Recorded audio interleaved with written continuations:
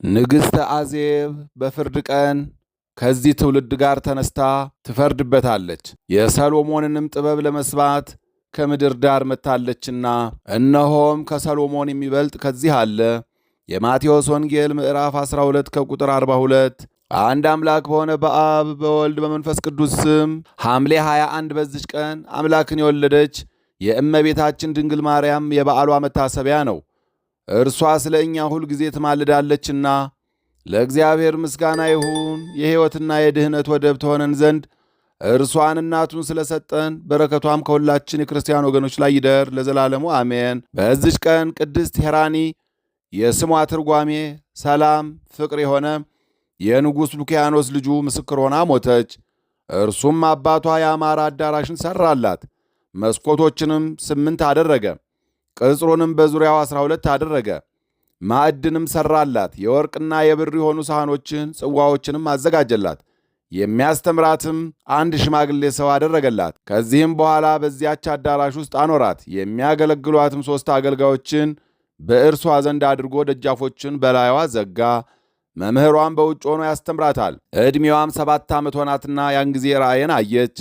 በማዕዷም ላይ ርግብ ስትቀመጥ በአፏም የወይራ ቅጠል አለ። በማዕዱም ላይ አኖረችው። ሁለተኛም ንስር መጣ፣ ከእርሱ ጋር አክሊል አለ፣ በማዕዷ ላይ አኖረው። ደግሞ ቁራ መጣ፣ ከእርሱ ጋር ከይሲ አለ፣ በማዕዷ ላይም አኖረው። ደነገጠችም። ለመምህሯም ነገረችው፣ እንዲህ ብሎ ተረጎመላት። ርግብ የሕግ ምልክት ናት። የዘይቱም ቅጠል የክርስትና ጥምቀት ናት። ንስርም ድል አድራጊነት ነው። አክሊልም ለሰማዕታት የሚሰጥ ክብራቸው ነው። ቁራ የንጉሥ ምሳሌ ነው። ከይሲውም መከራ ነው።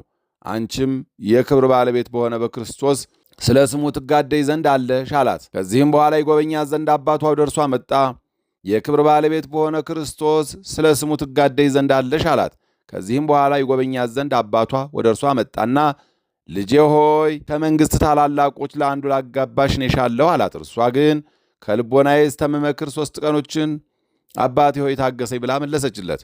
አባቷም በሄደ ጊዜ በጣዖታቱ መሠዊያ ፊት ተነስታ ቆመችና ስለ ጋብቻ የሚሆነውን ይገልጡላት ዘንድ ለመነቻቸው። እነርሱም ምን ከቶ አልመለሱላትም። ከዚህም በኋላ ዓይኖቿን ወደ ሰማይ አቅንታ የክርስቲያን አምላክ ሆይ ወደምትፈቅደው ምራይ ብላ ጸለየች። ያን ጊዜ እግዚአብሔር መልአክ ወጥቶ እንዲህ አላት፣ እነሆ ነገ ከጳውሎስ ደቀ መዛሙርት አንዱ ወደዚች አገር ይመጣል።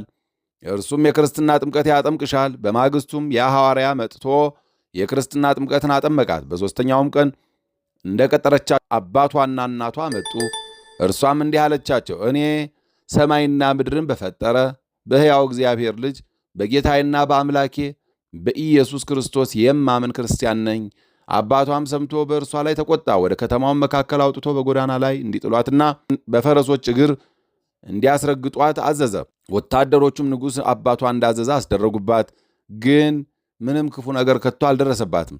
ይህንንም ድንቅ ሥራ አባቷና እናቷ ባዩ ጊዜ የክብር ባለቤት በሆነ በጌታችን በኢየሱስ ክርስቶስ አመኑ።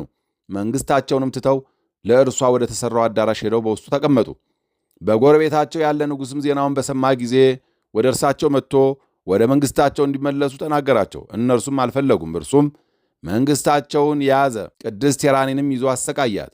ከዚያም አንበሶችና እባቦችን በላይዋ ሰደደ። ምንም አልቀረቧትም። ሁለተኛም በመጋዝ መገዛት። በአንገቷም ውስጥ ታላቅ ድንጋይ አስሮ ከባሕር ጣላት። የክብር ባለቤት ጌታችንም ከዚህ ሁሉ አድኖ ያለ ጥፋት በጤና አስነሳት። ከዚህም በኋላ እርሷን ያጠመቀ ሐዋርያን አባቷ ጠርቶ ከቤተሰቦቹ ሁሉ ጋር ተጠመቀ። ቁጥራቸውም 300 ሆነ። ከዘመዶቹና ከሀገር ሰዎች ብዙዎች ተጠመቁ። ከዚህም በኋላ ከሃዲው ንጉሥ ኑማርያኖስ የቅድስት ሄራኒን ዜናዋን ሰማ። ወደ እርሱ አስቀርቦ ቀላኒካ ወደሚባል አገር ወሰዳት። በዚያም ጽኑ ስቃይን አሰቃያት። በበሬ አምሳል በተሠራ የነሐስ በርሜል ውስጥ ዘጋባት። የክብር ባለቤት ጌታችንም ያን በሬ ሰብሮ ቅድስት ሄራኒን ያለ ጥፋት በጤና ወጣ። ከዚህም በኋላ ኑማርያኖስ ሙቶ በእርሱ ፋንታ ሳፎር ነገሰ። እርሱም የቅድስት ሄራኒን ዜና በሰማ ጊዜ ወደ እርሱ አስቀርቦ በእጁ ውስጥ ባለ በታላቅ ጦር ወጋት፣ ነፍሷንም አሳለፈች። የክብር ባለቤት ጌታችን ኢየሱስ ክርስቶስም ከሞት አስነሳት። ንጉሥ ሳፎርም ባየ ጊዜ እጅግ አደነቀ፣ ሰገደላትም። በጌታችንም አመነ። ከእርሱም ጋር ከሀገር ሰዎች ብዙዎች ወገኖች አመኑ። ቁጥራቸውም 31,000 ሆነ።